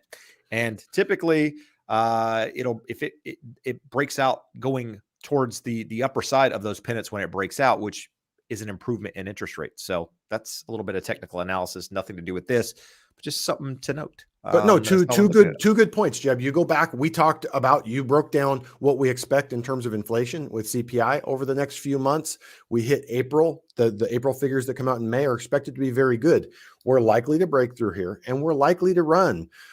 So do I think rates are getting better? Yes. Do I think there's any guarantee? How am I advising clients right now? I'm asking them, how risk averse are you? Because really right now, until we get through that 200-day moving average, I think we're really trending sideways. But with that said, I can watch interest rates on a day-to-day basis and let you know if they're getting worse. And if you're willing to let it ride, most of our clients right now are seeing improvement, getting to a shorter window and getting within a 15-day lock. But your question, Kyle, was summertime. I expect rates to be lower. What does lower mean? If you look on this chart here from back in November, that's from 98.6 up to almost 102 right now. So that's just about 1% in interest rates. Could we see another percent between now and summer? I don't think that's unreasonable. That's probably as good as we can hope for, but I don't think it's unreasonable. But we need to see a run through that 200-day moving average before we start. Well, Dimitri has a comment on the other side, says bearish divergence on 10-year bond yields is insane. Once bonds crush, yields will skyrocket, and so will mortgage rates. Be careful, people, of listening for recommendations. So Josh, do you have any comments on that? There's lots of online escrow companies. Let's throw a wager up. Dimitri, you want to go to June? My birthday is June 23rd. Will rates be higher or lower on June 20th? Forget skyrocketing, just higher or lower versus today. Want to throw $100 in there and we can come back and we'll throw the bet up on the screen in June. What you're saying is crazy. And you throw out terms like bearish divergence as if the people. He wants you to show the full chart, not just to show that. Show the full chart, Josh. How far can you go back? How far back do you want to go? But that's not a 10-year bond anyway. It's a 5. Aren't you looking at the 5? What are you looking at there? It's the 5% coupon for mortgage-backed securities. Okay. So how far do you want to go back? Yeah. Here, let's take that down and then we'll get over to the chart. Look, I already took it down. I don't know. I'm having fun, so I just figured, why not? Just when people are talking crazy, while you look for that, it's just interesting. Question. Eric says bought a new construction towards the end of June, or didn't say June at all, towards the end of 2021 in SoCal, was hit with a supplementary tax bill. Will I get a supplementary tax bill every year? The answer is no. Supplementary tax bills are because, new construction, whatever, an existing owner, chances are when you buy a property, most of the time you're buying a property for more expensive than the previous owner owned that property. And so because the county isn't updated on the new price that property's selling at until it closes, your property taxes are based off the previous owner's price, what they were paying on that property. And so therefore it closes, and then it gets recorded with a new price, and then you're paying the difference in what the previous owner bought that home for and what you bought it for. That's the supplemental tax bill. It only happens one time. Really should only happen one time. New construction's a little bit different in the case that, again, they bought land, built a home, so the price is definitely going to be higher from when you bought it versus when the builder bought it. Therefore, there's supplemental taxes. But the easy answer is no, you should not receive another bill every year for that. So Josh, you want to throw something up, or are we good? Well, Dimitri would like to see back to 2008. You think that's going to be informative and show us something? Oh, Dimitri. Here, oh, that's the wrong one. We just got to share the screen here. Oh, Dimitri. Yeah, let's go. So here you go. This is back to March or February of 2020. So we got 3 years there. So this is all COVID. We saw some government. Hold on. There you go. You got it. Okay. So it goes back to February 2020. This is 3 years is the longest this chart will give us. But it shows you prices going up, prices cratering. And this is where we are as of today. So I don't know how much more that's going to show you. But we have both fundamentals and technicals in our favor in the near term. So again, we talked about earlier, ask again in June what the direction is from there. But I would say with a high level of confidence, we're going to have lower rates in June, unless you get some inflationary reads that pop up that we're not seeing now, that are not in the pipeline. If we go back the chart or the comments we showed from Powell himself made reference to rents being a disinflationary force in the near future, which is what we've been talking about for May. As soon as that hits, you're going to see CPI figures coming down. They also changed some of the weightings that are going to bring CPI down, that tell us, we've talked, Jeb, how PCE is the Fed's preferred measure. And most people are saying PCE is what you should be looking at this year because they're changing some of the data that goes into CPI, and PCE will be a better measure this year. And with that said, he also mentioned how the housing data is likely to continue improving as well, which is really reporting artificially high at the moment because of the way rents are calculated. So as those come down, inflation is going to move down even quicker. So hopefully that was educational for those that stuck around through that. We apologize, getting off on tangents occasionally. Marisol says, FHA loans, can I rent out my primary home? Who do I ask? HUD or an FHA office? So if you have an FHA loan, I'm assuming it's your primary home. Josh, do you need to ask somebody to rent it out, or can you just do it? Don't need permission from anyone. So again, when you take out that loan, you are signing a certificate of occupancy that says within 60 days of closing, I do intend to occupy this as my primary residence. You are not making a promise to permanently use that home as your primary residence or get rid of the FHA financing. So we talked about in that previous question, if you're going to buy within 100 miles of your current home, you probably would have a hard time using FHA financing, but using conventional or any non-FHA financing, not a problem. Moving out of the house and renting, not a problem. There's no occupancy police, and you did not make any agreement to permanently live in that home as your primary residence. So you don't need to ask anyone. Good. My. I was offered a 5.5% rate for a 30-year fixed term. Is it worth it? So Josh, 30-year fixed, 5.5 today, pretty good rate. What type of loan? FHA, conventional. What's the credit score? How much are we putting down? So 30-year term, cool. There's literally about 40 different factors that go into accurately quoting a rate. We didn't get in here. How many points are you paying? Someone could be paying 0 points for 5.5. 0 points, 5.5 FHA today would be not a good rate. 0 points, 5.5 conventional would be a really good rate. So it really comes down to all of those other factors. VA loan, loan to value. It says VA loan. My guess is probably not that you great of a should rate. be able to do better than 5.5 on a VA today with a good credit score. And for VA, what's a good credit score? 640 is good. 680 is very good. There you go. So, and then you ask, are you allowed to ask questions? Yes, you are. Ask questions. That's why we're here. You don't even have to wait till the end. You ask Yeah, now. yeah. I can't guarantee we get to all of them. There are a lot of questions that come up, but yeah, ask away and we'll do our best to get to it. Let's see. Rico again says, if one doesn't have a specific property in mind and planning to shop around within the pre-approval window, does proof of full down payment matter to get the pre-approval? Josh, do you need, like, if I tell you I'm pre-approving, I'm planning on putting 20% down, but I don't have it yet, or am I still okay to get the pre-approval, have the conversation? Can you issue me a pre-approval without seeing that money? How does that work? Well, we both know that it's contingent upon you having that down payment, or the terms will be different, or you may qualify for less. So no, you don't need to have those funds. The most common example of this, I have borrowers that, hey, I have $30,000 right now, but I'm getting a $50,000 gift, but I don't have it yet. Okay, no problem. Are you confident and certain you're getting that $50,000 gift? We will pre-approve you as though you have $80,000 to work with. So no, you don't have to have it, but just know that the pre-approval will be invalid if you don't have those funds. You know, Jeb, we talked, I believe last week, about a to be determined underwrite, where you're having an income asset credit underwrite without a property. They can do that. I mean, most times, 90% of our clients, their situation is straightforward enough that I issued a pre-approval without sending the file to underwriting. But if we send it to underwriting, it's going to be conditional upon sourcing and seasoning the down payment funds. There you go. She goes on to say they're above a 720. So here's what I would say. If you're using an online lender, one that is a bank or a credit union that says they're for veterans, and or one of the big companies out there that their acronym, their initials are VU, you should probably get another quote.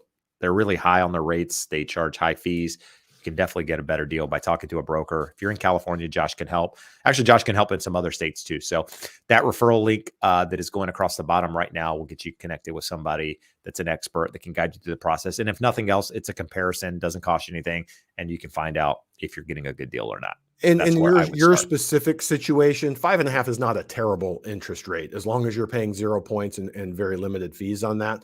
But if someone's charging you for that, which one of the lenders that Jeb named here recently is famous for quoting a rate that looks reasonable and then having a point or a point and a half in there. So yeah, just check. And there's nothing, veterans specifically, there's three main groups that market heavily to veterans: Veterans United, Navy Federal Credit Union, and USAA. If you have an affinity with them, you have a credit card, you have your insurance with them, by all means, reach out and talk to them, but compare those numbers, because 9 times out of 10, you're going to get a better number. And crazy, I say that, talked to a buddy of mine in South Carolina that specializes in VA loans, and he had one the other day with Navy Fed, just quoted an incredibly aggressive interest rate. So I would never say it's a bad idea to talk to any of them. Just make sure you're talking to someone else and double checking their work also. There you go. Project Pan Pugs says, when a bank gives you a fair market estimate, are the estimated taxes completely wrong when the owner bought the house 30 years ago? No, they should be using the current tax rate based off the price of which you're purchasing the home. In fact, if Josh is doing a pre-approval for someone, he can go here in California, look up the tax records, look up what the current tax rate is, and give you a fairly accurate assessment of what those taxes are going to be down to the dollar. And most lenders should be doing that. So just not all do, but most should. And they definitely shouldn't be using the taxes from 30 years ago. If they are, you absolutely need to find someone else. Let's see. I saw another question I was going to click on, Josh, and I lost it. Where? Oh, right here. World Trekker says, where is SoCal home values in 5 years? Single family detached, would it be lower than 800K? So it depends on your area, right? But I mean, in my market, you can't really get a home under 800,000 for a single family home these days. In 5 years, do I think you're going to be able to? I don't. I think you could see home prices move sideways for a couple of years. So what does that mean? Just means I don't think you'll see a lot of appreciation in a lot of markets for the next couple of years. 5 years is a long time. I don't know what could happen. I mean, a lot can happen in a 5-year period of time. In good and or bad. So I'm not willing to go out there, but I think holding a property, if I were buying a property today, I would want to have a time horizon of at least 5 years, just so that, you're not in a position where, if things move sideways, move down, you're underwater. But I don't see home values being significantly less or really less in 5 years, personally.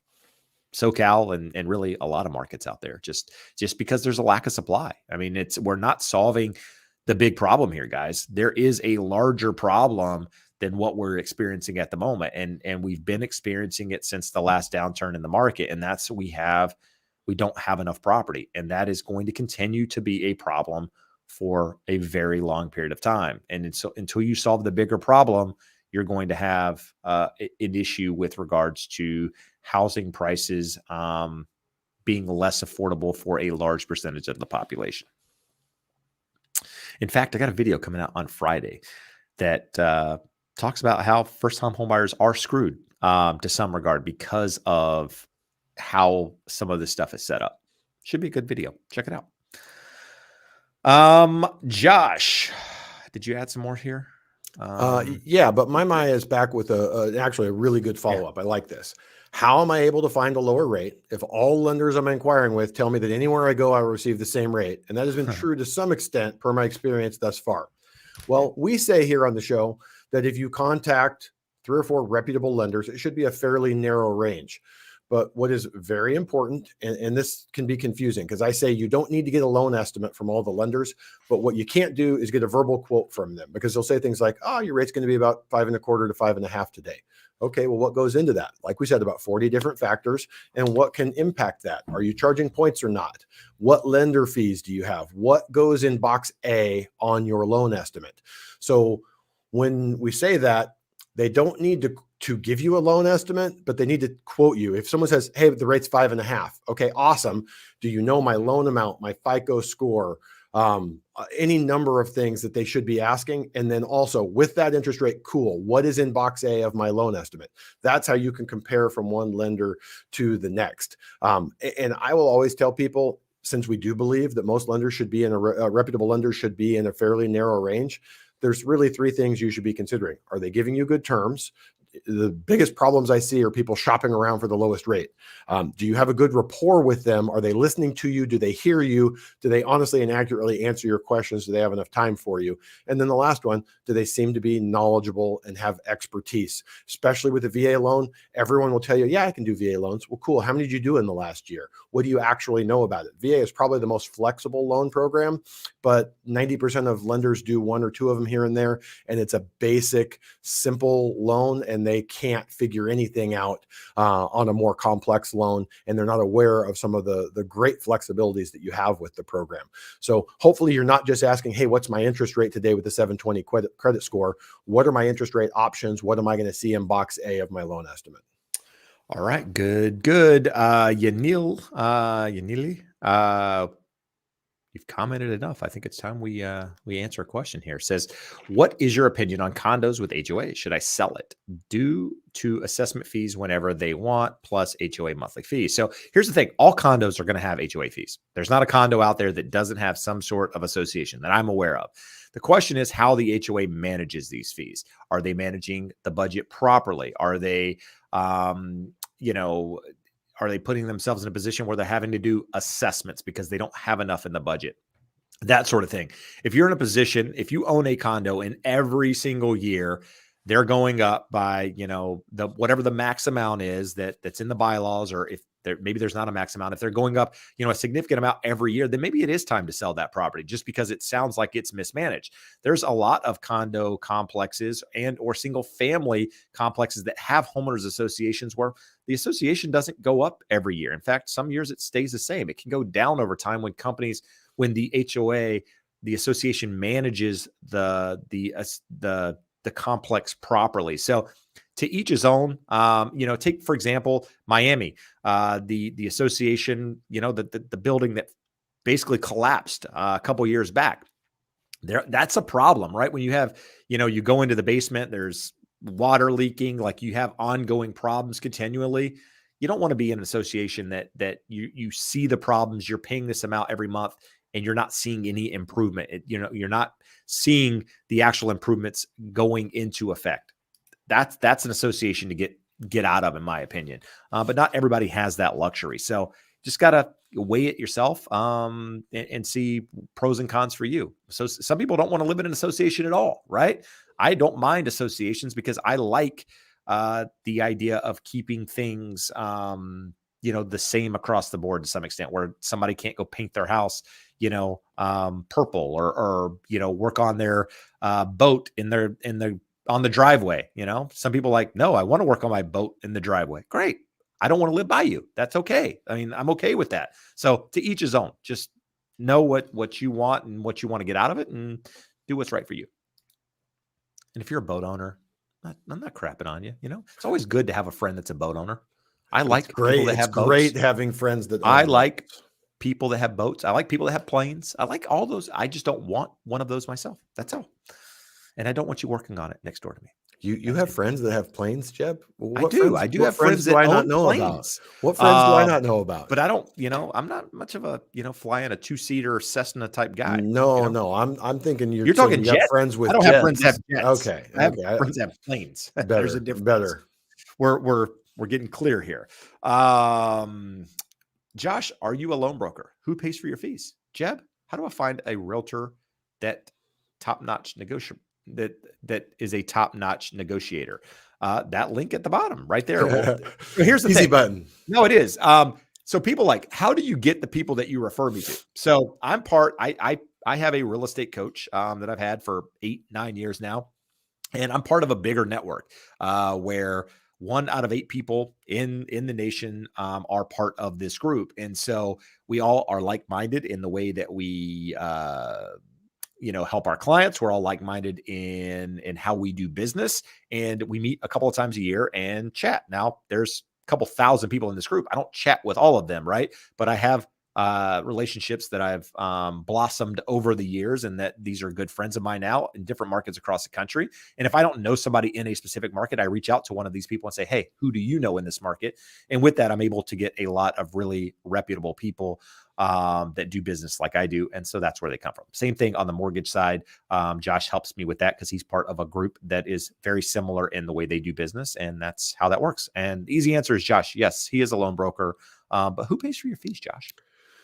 Almost any loan, the way it's going to be priced to you. Very few people, you go back to the 80s, there was usually points involved. This is the interest rate and you pay the points, and that is what the lender or the bank makes. Nowadays, most people do 0-point loans.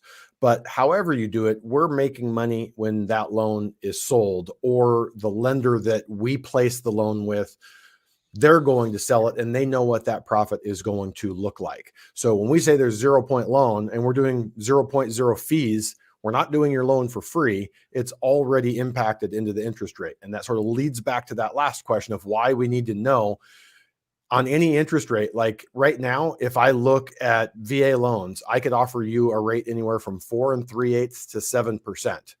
And we either have to pay for that rate, meaning you get charged and you have to pay us, or you don't have to pay and the lender pays us, or all the way up to the lender will give enough that we can cover all of your closing costs because that high rate loan is valuable to them. So the short answer is when that loan gets to its end destination of who you're going to make your payments to, there is a value to that based off of the interest rate relative to where current market rates are. If you want to pay a lower interest rate than the current market rate, you're going to pay points for that. If you want the lender to pay you to help you cover your closing costs, you're going to get a higher interest rate. So as a broker, what we do, got over 70 lenders that we're approved with. And I'm going to go through here and just looking at one right now on a 4.875 VA, my best price lender, you'd pay a point. Like the worst price lender here would like you to pay 8 points.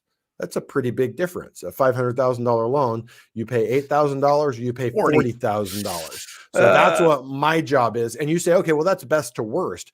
Best to like middle of the road, the difference is $4,000. So the benefit of working with a broker who doesn't just work exclusively with one lender, which you would be shocked how many people in our industry that call themselves brokers will send 90% of their business to the biggest wholesale lender in the United States and never shop around for you. you need to make sure that they are approved with a large volume of loans. If you go to a small broker shop, they might be approved with 3, 4, 5 lenders. You need to be approved with a broker that has the ability to shop a large portion of lenders for you so that you don't have to go out and do that for yourself. You can get a good loan from any channel. There are good loan officers at banks. There are good loan officers that work for mortgage banks, like a Guaranteed Rate or a Loan Depot, anything of that sort. So again, make sure you're getting competitive rates. Please do not shop for the lowest rock bottom rate. 80% of the people in our industry are worthless, and you will have a worthless experience if you find the lowest bidder on your loan. So find someone who's competitive, has good rates, that hears, listens, and talks to you, and then also is knowledgeable and has expertise. And that last part is probably the hardest. You can look at rates on a paper. You can tell, did I have a good conversation? Did this person talk to me, hear me, understand me? If I go to a doctor, it could be the worst doctor in the world. He still knows a lot more about medicine than I do. Mortgages can be the same when you don't do it on a daily basis. But I'm not saying play stump the joke man and ask him the craziest questions you have, but ask him some tricky questions that maybe you've done some research on. And hopefully they can answer that question thoroughly, accurately, honestly, because all 3 of those elements are important when you're shopping for a loan. All right, good. Tiffany says, I think it's called Mello-Roos, which is an additional tax. Just so you know, it's Melloroos. Really weird. Don't know who made it up. Whatever, but that's how you spell it. It's an additional tax. Some areas require homeowners to pay. For those of you who aren't familiar with it, new communities typically have it. It's for the infrastructure, right? The sewer system, the streets, the schools, the parks, all of the stuff in that community that's being built. It's done with a tax typically, and the homeowners pay it when they buy in that community. Mello-Roos. There's typically a time limit on it, depending on where you are. You know, here in California, where I am, 25, 35 years, somewhere in that ballpark is how long those taxes are for. Once those bonds are paid, goes away, right? And your tax rate goes back down again. But the question is, are the sellers, lenders, or realtors required to tell you about it? So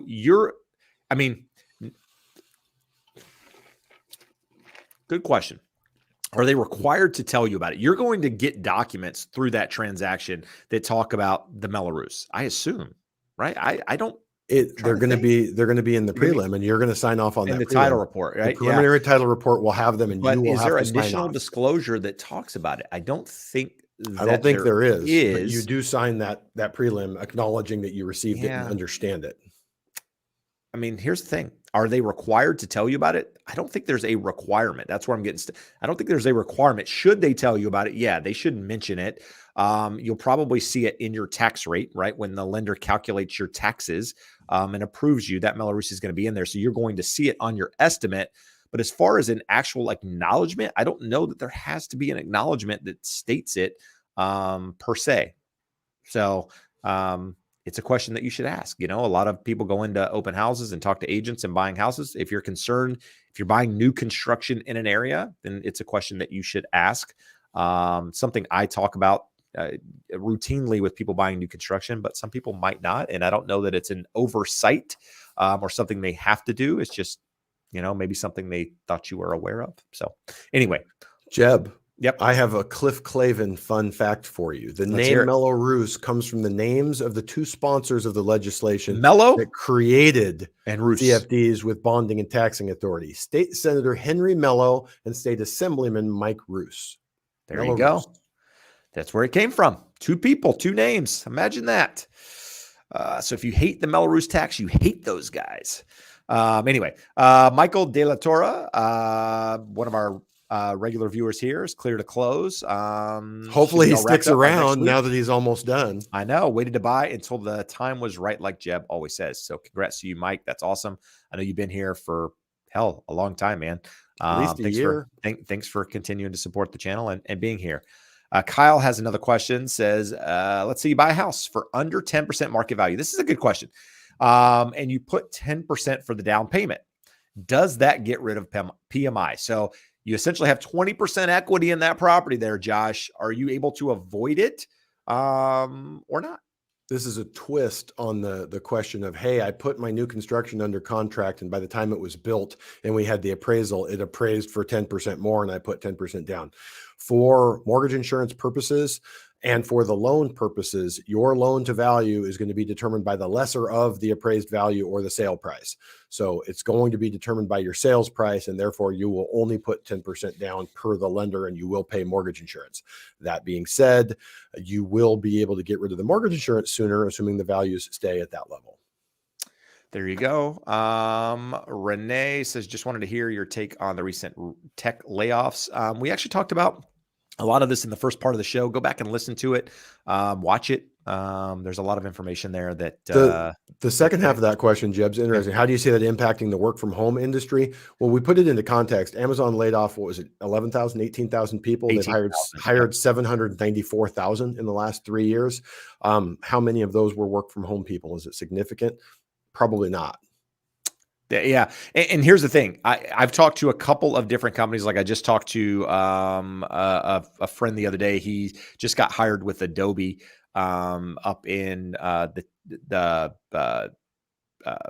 Northern California tech area here in California. And I asked him, he's here in Huntington Beach. And I said, what are you doing with having to work from home? He's basically saying that like, they're trying to get people back in the office at least a couple days a week. So that has nothing to do with the layoffs, but I know a lot of these companies are trying to get people back in the office to work. I know a lot of them are having a hard time doing it because people don't want to go back to the office. They don't want to sit behind a desk 5 days a week. So I think they're, like we've discussed for a long period of time, there's going to be a lot of hybrid work environments out there, especially as the job market remains strong in the sense that they're, a lot of these companies are still trying to hire the right people in place. And so when you need that person and more than they need you, and they have the upper hand and saying, I don't want to go in the office. If you really want them, then you're going to have to work with that. So Jeb,